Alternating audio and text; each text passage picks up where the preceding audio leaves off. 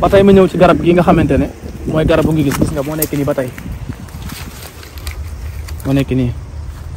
boo ci wutee 114 xob 114 xob bu ne nga jël ko nii ba ko defee bismillahi rahmaani rahim mooy bu ma indi woon big sax dama leen ko expliqué parce que yomb naa bi nga bind bu nekk nga bind ci bismillahi rahmaani rahim ñi nga xam ne dañuy bëgg aar kër wala place ci sàcc ak ay yàqu-yàqu lakk wala jinne ñëw lakk ko wala xeetu yeme ne ko noonu bismillahi rahmaani rahim 114 la ñëw ci alxuraan nga bind 114 nii nga jël ko nga ut cin loo xam ne nag mas nañ cee togg ñam ngay ut boo ko utee nga jël mbind mi yéew nga def ko ci cin li ba noppi jël cin li nga ut ko kubéer nga kaste ko barab ba nga bëgg mu aaru ci wàllu gàllankoor yooyu yëpp xeetu gàllankoor bu mën a doon nag ci barab booba nga ko def da ngay gas cin li nga suul ko ca barab booba nga maasale ko barab booba yàlla suñu borom mi sàmme